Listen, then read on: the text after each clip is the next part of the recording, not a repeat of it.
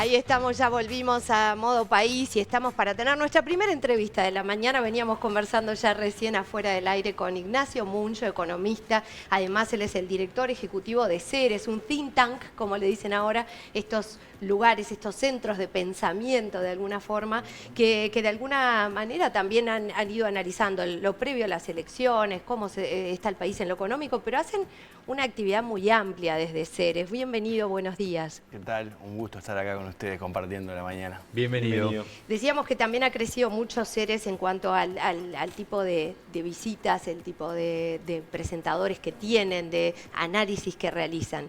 En tantos análisis obviamente está el resultado de las elecciones, el balotaje y hacia dónde va nuestro país en lo económico.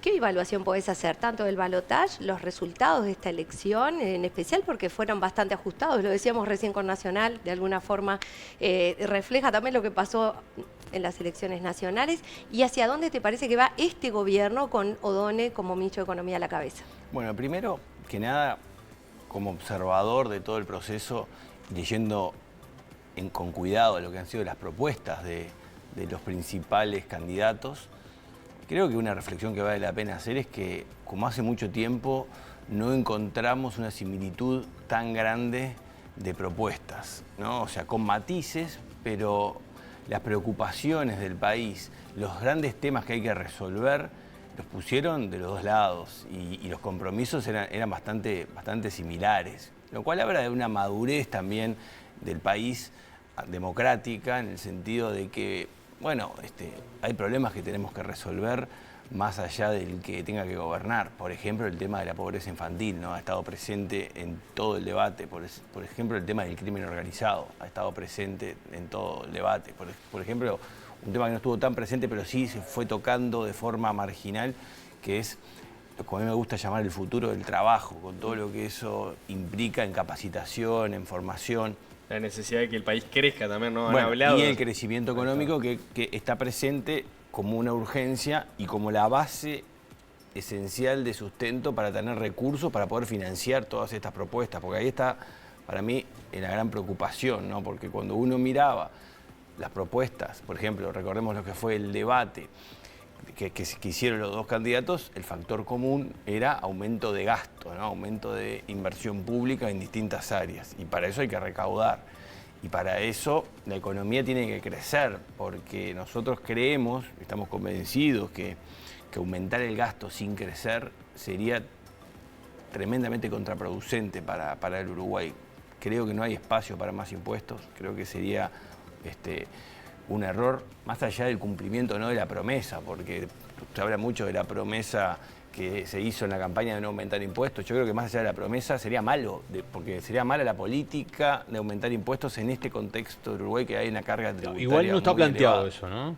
El de aumentar impuestos. No está planteado, pero creo que más allá de que esté o no planteado, sería contraproducente para el Sí, en Uruguay. realidad, perdón, no está tan planteado lo de los impuestos, pero sí se ha hablado de mover, sobre todo en relación al tema de la seguridad social, se ha hablado de mover también de alguna manera incentivos, Bueno, y se habló en algún lugar impuestos. del IVA personalizado durante el fin de Por eso, semana. o sea, ¿Qué opinión te merece eso? Bueno, eso hay que esperar, hay que ver bien el planteo, porque obviamente el nombre es muy atractivo, ¿no? O sea, que se cobre IVA de acuerdo a la capacidad que tiene de contribuir cada una de las personas en base a la información que ya hay disponible.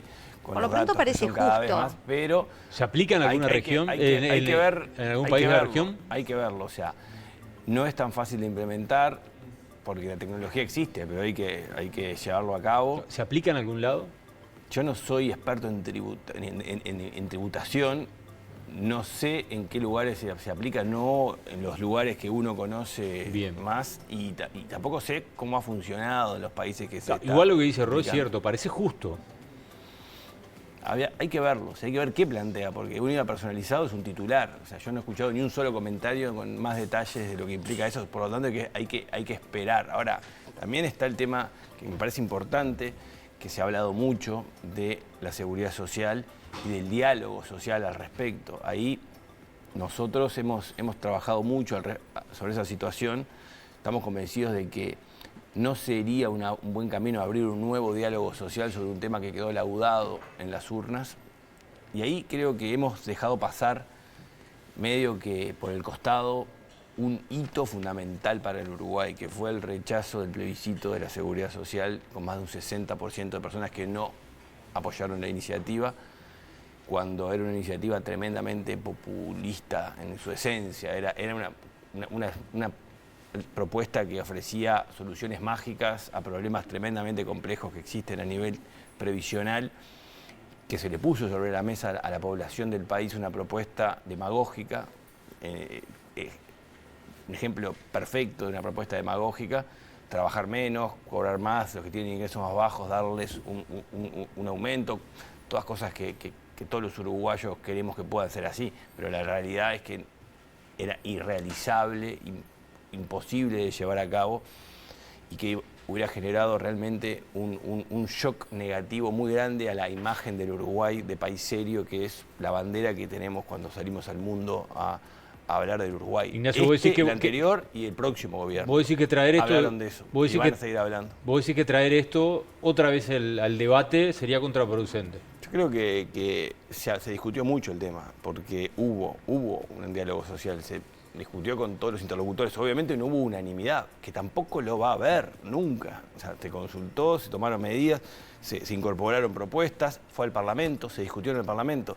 O sea, ¿qué lugar hay más representativo en el Uruguay que el Parlamento Nacional, donde están representados proporcionalmente los votantes de todo el país de forma democrática? Bueno, hay un ámbito, o sea, porque hay que hacer en paralelo diálogos sociales que no estén metidos dentro del Parlamento. El Parlamento tiene sus diálogos sociales El porque Parlamento desde las convoca comisiones convoca, ¿verdad? a todos los actores relevantes, como lo hizo. Por lo tanto, yo diría que, bueno, esperemos mirar hacia adelante, porque hay otros temas de enorme trascendencia para el país que exigen que el debate público ponga el foco en otros temas. Yo creo que el error sería reenfocar el debate público, el esfuerzo de la discusión pública sobre un tema que quedó laudado, que no está cerrado, que tiene que mejorar permanentemente, pero que se esté discutiendo sobre lo mismo sería, creo que un esfuerzo que habría que ponerlo en otro lado. Claro, pero ¿qué mejorarías puntualmente? Porque no hubo ninguna voz que dijera tenemos el sistema de seguridad perfecto, todos, incluso desde el oficialismo. ¿Tú en dónde pondrías el foco si hubiera que ponerlo en algo? Hay muchas áreas en las que hay que estar permanentemente revisando la situación. ¿Las AFAPs, por ejemplo? Hay una que es las AFAPs, en las cuales la competencia en el mercado de las AFAP es importante, porque muchos hablan de la comisión. La comisión, cuando uno ve la comisión, el porcentaje de los saldos que cobran las AFAP de Uruguay es de la más baja de todos los sistemas comparables en el mundo. El otro día miraba unos datos al respecto. Si uno agarra en el mundo todos los sistemas similares, Uruguay está cerca, junto con Colombia, en el mínimo del mundo de porcentaje que cobran de comisión las AFAP. Por lo tanto, ahí tenemos que entender que no es que los mitos que circulan no son así de reales cuando uno va a números. Después, obviamente, las AFAP tienen que lograr tener instrumentos para multiplicar los ahorros de los uruguayos, porque en el fondo ese es su trabajo, o sea, se les paga, y está bien que así sea, porque es un trabajo para que los ahorros jubilatorios valgan más, crezcan, y para eso hay que poder invertirlos en determinadas condiciones. Eso es algo que no quedó incorporado en la reforma, en la discusión, quedó afuera la posibilidad de determinar determinadas inversiones de las AFAP que hay que estar revisando permanentemente para que se pueda lograr el objetivo de que los ahorros jubilatorios crezcan de la mayor manera posible. Crezcan con seguridad también, porque bueno, el riesgo siempre, de crecer... Eso está siempre ahí, o sea, rentabilidad versus seguridad. También hay temas de lo que se ha incorporado en la última reforma del 2023, que es el trabajo jubilación parcial con trabajo parcial. Bueno, eso hay que ir monitoreándolo a ver cómo va funcionando. También hay que ver algunos segmentos de la población que les cuesta mucho llegar a los 60 años, a los 65, o sea, hay muchos por retoques. ahí habría una cosa de los son retoques y otra cosa es abrir de vuelta un diálogo de todo el Uruguay hablando de un tema que ya se discutió tanto. Ahora, ese es el punto. Vos sí hablás de una necesidad de reformar el Estado. ¿Por qué crees que debe ser la principal reforma que debe impulsar el próximo gobierno? Porque estoy convencido de que todas las políticas que hay que llevar adelante, desde la pobreza infantil, que en realidad es la pobreza en general, porque los niños no viven solos, ¿no? Es la pobreza de los hogares, que tienen más niños, por lo tanto hay mayor pobreza infantil. Pero también en capacitación, también en iniciación internacional. En muchas áreas, el factor común es la eficacia del Estado. O sea, necesitamos tener un Estado que genere un mejor servicio para la gente. Hoy creo que el gran tema, más allá de lo que tiene el qué hacer, sino el cómo hay que mejorar. No creo que estemos ofreciéndole a la gente, y menos aún a los que más lo necesitan, servicios de calidad. Ahí se necesita mejorar la eficacia del Estado, mejorar la capacitación de las personas que están dentro del Estado, porque en el fondo es eso, ¿no? Es que hablamos del Estado como si fuera una abstracción, pero son personas que están trabajando en determinados cargos, casi 300.000 vínculos del Estado, algo que se ha mantenido en el último gobierno, o sea, con algún vaivén, pero ha vuelto a esos niveles que son altos. Sí, vos marcabas que ha habido un aumento del gasto público. Son altos, y la verdad que tenemos un gasto público alto. Creo que antes de pensar en aumentar, tenemos como ciudadanos que exigir mejores resultados para ese gasto, que es que se logren los... Yo ya no estoy hablando de eficiencia, ¿no? Porque eficiencia es decir, para lograr lo mismo vamos a tener menos recursos. No, estoy algo más básico pidiendo, eficacia, que se hagan las cosas, que llegue. Porque hay muchas cosas que no se hacen. Lo que pasa es que ahí también hay otro debate, ¿no? Por ejemplo, planteamos eficacia en las oficinas públicas y seguramente va a salir el sindicato a decir que falta personal. Y si falta personal... esas son las discusiones que hay que dar, porque creo que eso está trancando el desarrollo del Uruguay. Es un poco, como decía el expresidente Vázquez, la madre de todas las reformas, la reforma del Estado no se ha podido dar desde el 2005 que hablamos de eso, hace 20 años. Si se habla 20 años sin poder entrarle a la madre de todas las reformas. Y si se habla de la reforma del Estado, también tenemos que hablar de la inamovilidad de los funcionarios públicos. ¿Eso es algo que habría que revisar? Es una discusión histórica. A veces es más un mito que una realidad en algunas áreas del Estado. No es tan así. Se ha incorporado más duro que lo que realmente dicen las normas.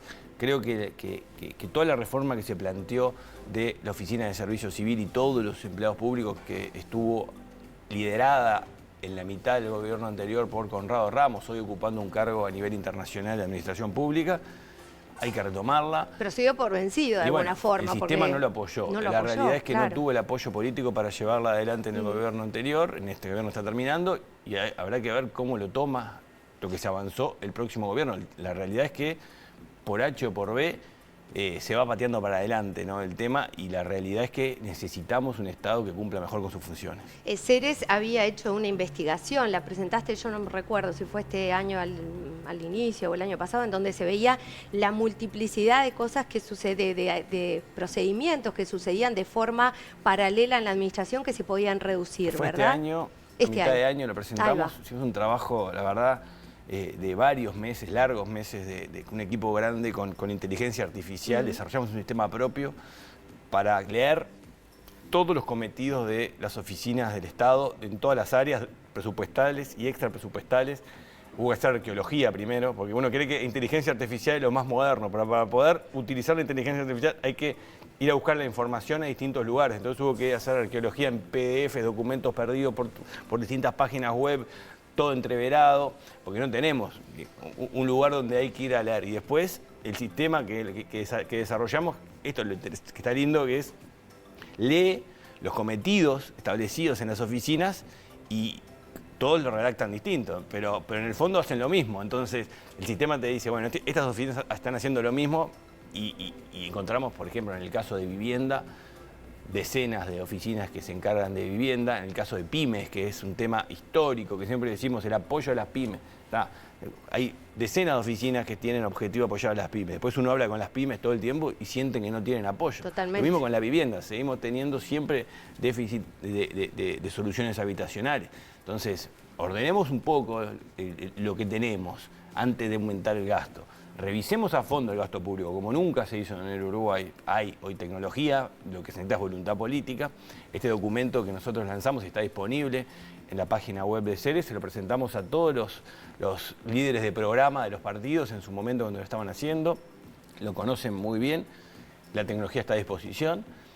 El tema es tomar la decisión política, porque si algo está duplicado o multiplicado, es que hay personas, hay equipos que están haciendo lo mismo y muchas veces... Y que eso es algo que es lo peor, trámites que no hay ningún engorrosos, responsable, claro. porque si hay algo que está hecho por generemos 10 oficinas distintas. Pero ¿quién es el responsable de las pymes en el gobierno? No, y no se genera también una cosa, nadie, entonces. cuando vos, una misma oficina, es como los centros de referencia en salud, cuando alguien se especializa en algo lo hace muy bien, pero cuando muchos hacen un poquito de lo mismo, nadie termina siendo el gran lugar. Claro, por ejemplo, ahora hay muchas quejas, el 31 de diciembre vence el plazo para la facturación electrónica. Hay muchas quejas de unipersonales o de pequeñas y medianas empresas que para hacer el trámite es engorroso, no hay una unificación, tenés que ir a varias oficinas, a varias dependencias, entonces claro, eso termina... Todo eso es costos.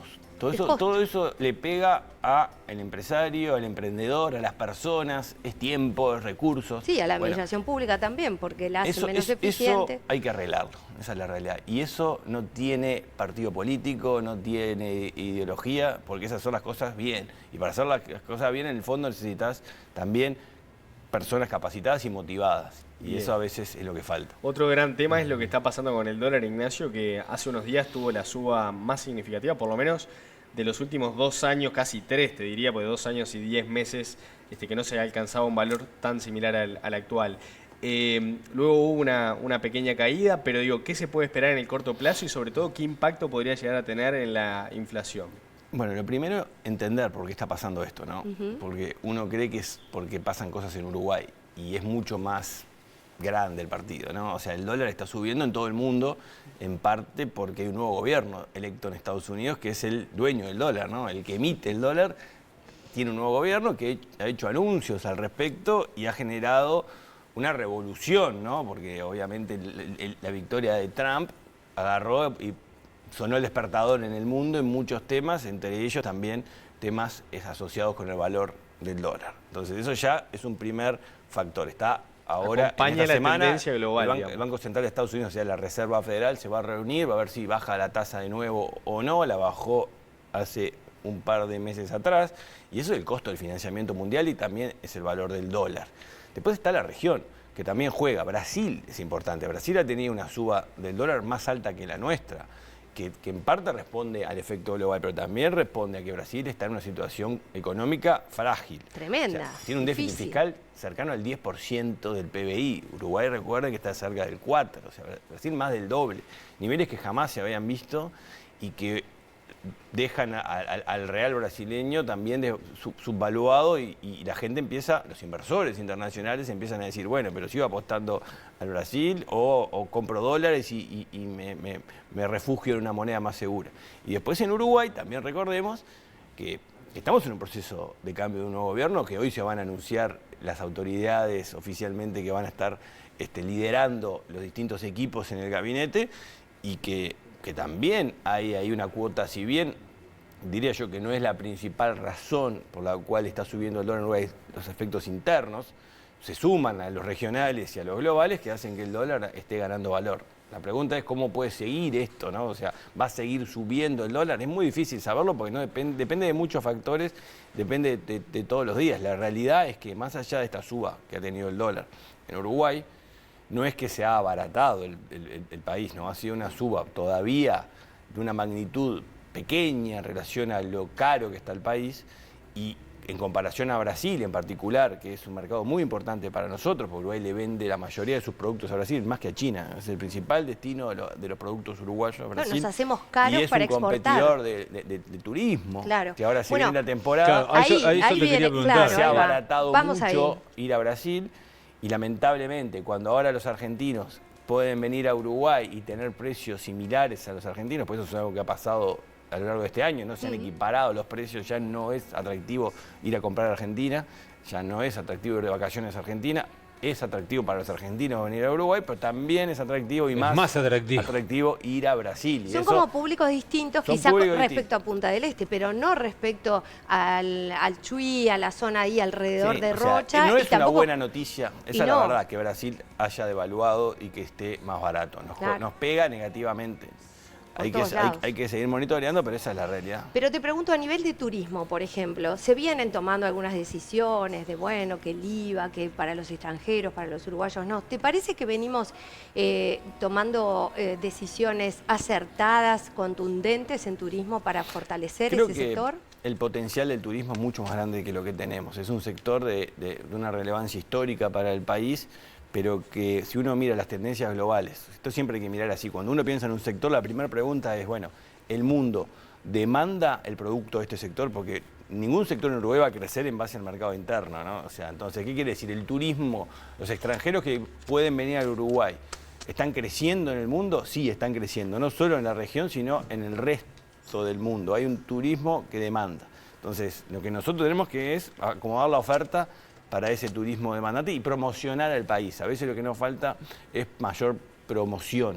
Y acá estoy pensando especialmente en Brasil, donde Uruguay debería tener una presencia mucho más activa de promoción del turismo, donde hay un público gigantesco, claro, fundamentalmente desde el sur de San Pablo hasta la frontera con el Uruguay, que son millones y millones de personas que con alto poder adquisitivo, podrían venir más. Esto es una lucha histórica que ha tenido el Ministerio de Turismo, siempre se intenta.